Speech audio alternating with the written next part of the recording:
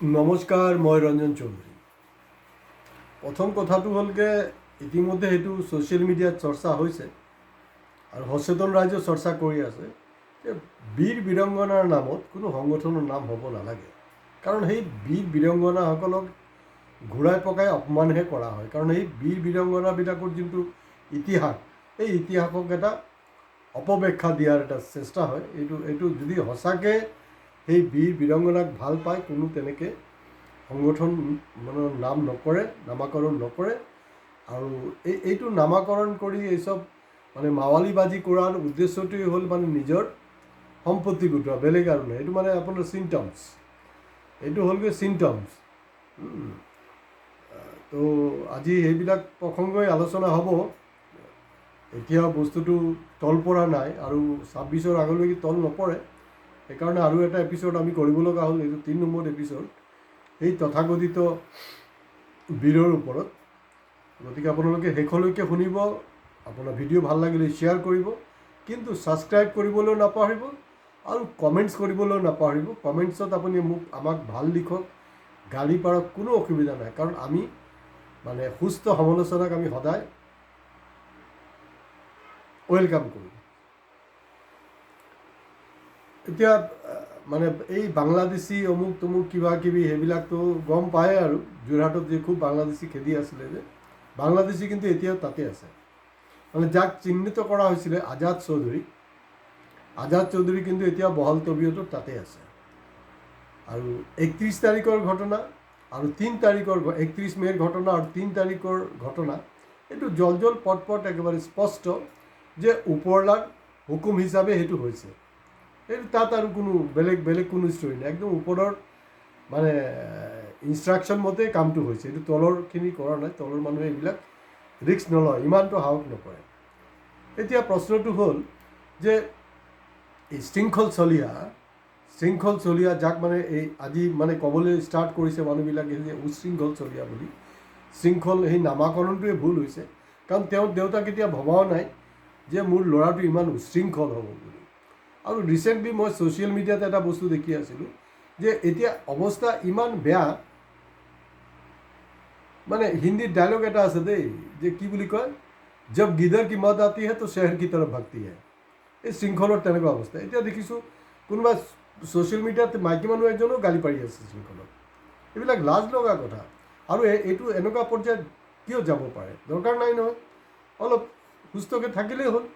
সমাজত কৰিব লগা ঢেৰ কাম আছে। হয়, মাজত কোনোবাই মোক সুধিছিলে দেই যে মই হেৰি কেলৈ কৰোঁ, ব্লেক ছানগ্লাছ কেলৈ লগাওঁ। মই আকৌ স্পষ্ট কৰিছোঁ, মোৰ চকুৰ বহুত চিভিয়াৰ প্ৰব্লেম আছে, সেইটো কাৰণে লগাওঁ। আৰু এটা ইনফৰমেশ্যন আপোনালোকক দি থ'বলৈ খুজিছোঁ, মই কিন্তু দাৰু নাখাওঁ দেই। সেইটো মোৰ জীৱনৰ চবতকৈ ডাঙৰ প্লাছ পইণ্ট, যিটো কাৰণে মোৰ কনফিডেঞ্চ লেভেলটো বহুত বেছি। মই দাৰু যিহেতু নাখাওঁ, সেইটো কাৰণে মোৰ বহুত অৱশ্যে এতিয়া এই বীৰকেইটাত দেখা গৈছে যে আপোনাৰ অকল বক্তব্য দিয়াৰ সময়তো নহয়, প্ৰচেশ্যনতো এনেকৈ ব্লেক ছানগ্লাছ লগাই ওলায়। কাৰণ তেওঁলোকৰ কোনোবাই মাল চাল খাই থাকে, কয় কোনোবাই ছ'চিয়েল মিডিয়াত কৈছে মাল খাই থাকে সেইকাৰণে ক'লা চশমা পিন্ধে বোলে। কিন্তু মইতো ক'লা চশমা পিন্ধো মোৰ চকুৰ সমস্যা আছে, সেইটো ডক্টৰে এডভাইচ মতে কৰি আছোঁ। আৰু মই সেই চাউথ ইণ্ডিয়াৰ হিৰ' ৰজনীকান্ত নহয় যে আপোনাৰ ছানগ্লাছ লগাই ভিলেনক ঘুচা এটা মাৰিব আৰু ঘুচা মাৰোঁতে ছানগ্লাছ ওপৰত দলিয়াই দিব আৰু ঘুচাটো শেষ হ'ব শ্ল' মোশ্যনত, তাৰ হাতত আহি পাব, আকৌ সেই ছানগ্লাছ পিন্ধিব, ভিলেনক গোৰ মাৰিব। সেইবিলাক নহয়। মোৰ এটা অসুবিধাৰ কাৰণে মই এইটো কৰি আছোঁ। আৰু মোৰ যিবিলাক শুভাকাংক্ষী আছে, ভাল পায় মোক, তেওঁলোকক সেইটোও কৈ আছোঁ যে আপোনালোকে, কাৰণ মোৰ হাতত কোনো পইচা পাতি নাই, কাৰণ মই কোনো পলিটিকেল পাৰ্টিৰ ছাপৰ্ট নলওঁ, ফাইনেন্সিয়েল ছাপৰ্ট নলওঁ, কোনো বেপাৰীৰো ছাপৰ্ট নলওঁ। এইটো অসমীয়া অসমীয়া বেপাৰী নহয়, যিবিলাক খুব বেছি অসমীয়াগিৰি কৰি থাকে নহয়, বাংলাদেশী কৰি থাকে, অনা অসমীয়াৰ বিৰুদ্ধে খুব কিবা কিবি কৰি থাকে। দেখা গৈছে যে প্ৰকৃততে তেওঁলোকে অনা অসমীয়া ব্যৱসায়ীৰ পৰা বহুত ডনেশ্যন লৈ থাকে। এইবিলাক এতিয়া স্পষ্ট। এতিয়াতো ছ'চিয়েল মিডিয়াত আৰু এটা বস্তু পাইছোঁ যে আটাচুত আপোনালোকে জানে, গম পায় যে তাতো দুটা ভাগ আছে। কিন্তু অৰিজিনেল যোনটো অৰিজিনেল আটাচুৰ ওচৰতো আপোনাৰ এই বীৰ লাচিত সেনাৰ যি হেনাক কিন্তু মাপ খুজিব লগা হৈছে। এইটো ছ'চিয়েল মিডিয়াত এভেইলেবল, কোনোবাই চাব বিচাৰিলে চাব পাৰে।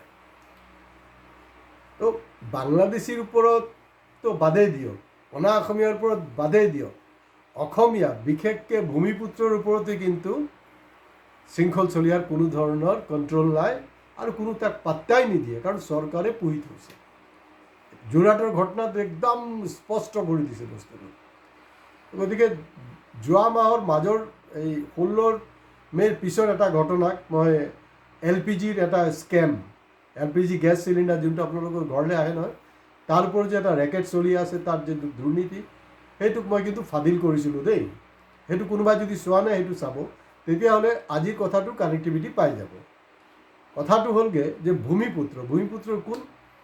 ভূমিপুত্ৰতো কেইবাজনো ভূমিপুত্ৰ আছে। ডেফিনেটলি আমাৰ আহোমসকলো ভূমিপুত্ৰ, আৰু মটক ভূমিপুত্ৰ। এতিয়া দুৰ্নীতি কৰি আছিলে তেনেকুৱা একজন ব্যক্তি, যাৰ মানে যোনটো ড্ৰাইভাৰে কৰি আছিলে LPG গেছ চিলিণ্ডাৰৰ দুৰ্নীতি কৰি আছিলে, মানে টোটাল যিমান চিলিণ্ডাৰত মানে ডেলিভাৰী দিবলৈ আছিলে, তাত দেখা গৈছিলে যে 40% চিলিণ্ডাৰ লেছ ৱেট, সেইটোক লৈ বেলেগ কোনোবা ডিলাৰক দিলে। পুৰাপুৰি 2 নম্বৰী ঘোটালা। আৰু যেনেকৈ আপোনাৰ কয়লা চিণ্ডিকেট নহয়, LPGটো কিন্তু চিণ্ডিকেট হৈছে, আৰু তেলৰো চিণ্ডিকেট হৈছে। মই মে' মাহতো কৈছোঁ কিন্তু যে তেলৰ চিণ্ডিকেটৰ ওপৰতো আমি এপিছড বনাম। অলপ সময় লৈছোঁ বাৰু, আৰু কিছু তথ্য গোটাইছোঁ। ইতিমধ্যে আমাৰ হাতত তথ্য আহি পাইছে, কিন্তু শেহতীয়া ডেভেলপমেণ্ট ছ'চিয়েল মিডিয়াত এই বস্তুটো ওলাইছে যে এই ড্ৰাইভাৰজন চাকৰি গ'ল, আৰু এই মটক সম্প্ৰদায়ৰ মানে ভূমিপুত্ৰ, তেওঁলোকৰ সংগঠনৰ 2জন বিষয়ববীয়া এই বস্তুটো ধৰা পেলালে। ধৰা পেলোৱাৰ পিছত তেওঁৰ পৰা পইচা পাতি ল'লে, কাৰণ সি দুৰ্নীতি কৰি আছিলে। গতিকে তিনিচুকীয়াত আপোনাৰ মটকৰ ৰাজধানী আছিলে এটা সময়ত সৰ্বানন্দ সিংহৰ ডাঙৰীয়াৰ, আপোনালোকে জানেই। গতিকে ইয়াততো কোনো দাদাগিৰি নচলিব। তেওঁলোকে তাৰ পৰা পইচা ল'লে, যি নহওক এইটো লৈ কেছ লাগি আছে, সেইটো কোৰ্টে বিচাৰ কৰিব, সেইটোক লৈ মই ক'বলগীয়া একোৱেই নাই। কিন্তু ছ'চিয়েল মিডিয়াত যোনটো ওলাইছে, তাত দেখা গৈছে এটা কথোপকথন ওলাই আছে, যে 2জনৰ কনভাৰ্চেশ্যনো দেখা গৈছে, যে ড্ৰাইভাৰজনৰ ককাইদেউ মাকুমৰ বীৰ লাচিত থানাৰ সভাপতি বা সম্পাদক, কিবা তেনেকুৱা এটা ডাঙৰ পদবীত আছে। পদবীত থকা স্বত্বেও সেই বস্তুটো ছ'চিয়েল মিডিয়াত ভাইৰেল হোৱাৰ পিছতো কিন্তু এতিয়াও এই সমস্যাৰ সমাধান হোৱা নাই। মাজত কি হ'ল, এই ককাইৰ বীৰ লাচিত থানাৰ ককাইৰ পাৰ্টিৰ তাৰ চাকৰি গ'ল, পইচাও দিব লগা হ'ল। সেইটো কাৰণেতো নিয়মতে শৃংখল চলিয়া উৰি আহিব লাগিছিলে। শিৱসাগৰৰ পৰা আপোনাৰ যোৰহাট যিমানটো সময় লাগিব, এই তিনিচুকীয়া আহোঁতেতো ইমান এটা সময় লগাৰ কোনো কথাই নাই। আৰু এটা ইনফৰমেশ্যন আপোনালোকক দি থ'ব খুজিছোঁ, যে তাত কণ্ট্ৰভাৰ্চিটো ক'ৰ পৰা ষ্টাৰ্ট হৈছিলে, বৈধ অবৈধ দখল হৈছিলে, কি হৈছিলে, এইবিলাক মই মানে এক্সপ্লেনেশ্যনলৈ নাযাওঁ। ঢাকাই পট্টি লৈহে জেংটো লাগিছিলে। তেতিয়া আজাদ কৈছিলে যে নাই, এইটো ঢাকাই পট্টি নহয়, ঢাকাই পট্টি মানে দেশ স্বাধীন হোৱাৰ আগত আছিলে ঢাকাই পট্টিৰ নাম, কিন্তু পৰৱৰ্তী সময়ত তাৰ নাম হ'লগৈ আপোনাৰ কিবা কবৰস্থান ৰোড, তেনেকুৱা কিবা এটা। তো এই ঢাকাই পট্টিলৈ তাৰ ইমান মাথা বেয়া হৈছে, এই মাকুম বা গোপেনাৰী, য'ত প্লেণ্টত এই মানে এই দুৰ্নীতিটো হৈছে, তাৰে ওচৰতে ডিগবৈত ৰিফাইনেৰী ওচৰতে আছে কিন্তু ঢাকা লাইন। তো এতিয়া শৃংখল চালিয়াক মই আহ্বান জনাইছোঁ যে আপুনি চৰকাৰক কৰক, বা আপুনি লাগিলে ছ'চিয়েল মিডিয়াতে কওক যে ডিগবৈ ঢাকা লাইন কিয় থাকিব, সেইটোকো উচ্ছেদ কৰিব লাগিব। আহকচোন, এইবিলাক নামাকৰণৰ পিছত গৈ লাভ নাই। আমি দেখিছোঁ যে বাংলাদেশী খেদাৰ নামত বৰ্ডাৰলৈ লৈ গ'ল, আকৌ উভতাই লৈ আহিছে। এইটো হ'লগৈ বাস্তৱ চিত্ৰ। আৰু কোনোবা এটা কিবা মঞ্চই কিবা এটা ডাইলগ মাৰি আছিলে দেই, মানে শৃংখল চালিয়াক মানে উৎসাহ দি আছিলে যে আমিও 50জনকৈ আমি আমাৰ জিলা সমিতিৰ পৰা মানুহ পঠাম। আৰু কিহত জিলা সমিতি, কিহত ৰাজ্য সমিতি হ'ল, টোটাল তহঁতৰ 50জন মানুহ আছেনে নাই? এই 3জন মানে লৈ কি বুলি কয় প্ৰেছ কনফাৰেন্স, এই 3জনকে ছেক্ৰেটাৰী প্ৰেছিডেণ্ট কেচিয়াৰ আৰু নামাকৰণ কিবা এটা কৰি থ'লেই হ'ল। গতিকে শৃংখল চলিহাক মানে বাংলাদেশী অনা অসমীয়া সেইবিলাকেতো পাত্তা নিদিয়া হ'ল। ৰিচেণ্টলি মই পালোঁ যে মাইকী মানুহে গালি পাৰি আছে। আৰু শেহতীয়াকৈ দেখা গৈছে যে তিনিচুকীয়াৰ ভূমিপুত্ৰ মটকৰ ওপৰত কোনো ধৰণৰ দাদাগিৰি শৃংখলচাৰী চলা নাই আৰু নচলে।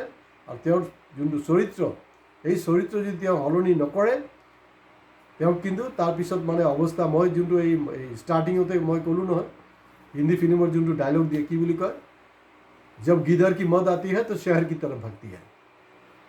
ঠিক আছে, তো এতিয়া যদি সি মমাৰ ফালেও দৌৰি থাকে, মমাও কিন্তু বচাব নোৱাৰিব। গতিকে ভদ্ৰ ঘৰৰ ল'ৰা ভদ্ৰকৈ থাকক। অসমৰ যোনটো আমাৰ সাংস্কৃতিক পৰম্পৰা, তাক আপোনালোকে বিনষ্ট কৰাৰ চেষ্টা নকৰিব। আৰু শেষলৈ মই এটাই অনুৰোধ কৰিম যে বীৰ বীৰাংগনাৰ নামত কোনো পধ্যেই এই কোনো ধৰণৰ সংগঠনৰ নাম হ'ব নালাগে আৰু চৰকাৰে তাৰ ওপৰত বিহিত ব্যৱস্থা ল'ব লাগে। চিধা চিধি কথা। তো আজি মই ইয়াতে শেষ কৰিছোঁ। আৰু এই বীৰজনকো কৈছোঁ যে ডিগবৈতো আছে দেই, ইতিমধ্যে ক'লোঁ যে ঢাকা লাইন এবাৰ বুলডোজাৰ চলাওকচোন বাৰু। গতিকে এই অকল শিৱসাগৰ বা এই যোৰহাট, তাতে আপোনালোকে নিজকে কনফাইন কৰক। আৰু শিৱসাগৰৰ মানুহে পাত্তা নিদিয়ে।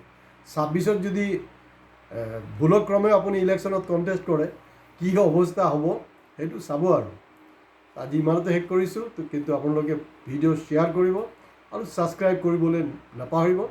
কাৰণ আমি গালি গালাজ নকৰোঁ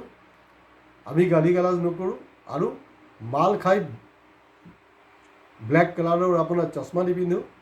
কাৰণ মই যে দাৰু নাখাওঁ, সেইটো কাৰণে মোৰ সাহস বেছি, মোৰ কনফিডেঞ্চ লেভেলো বেছি। সেইকাৰণে বিনা দ্বিধাত মই গোটেই কথাবিলাক ক'ব পাৰোঁ। আৰু অহা দিনতো বিভিন্ন ইছ্যুৰ ওপৰত আমি কথা পাতিম। আজি ইমানতে শেষ কৰিছোঁ। নমস্কাৰ।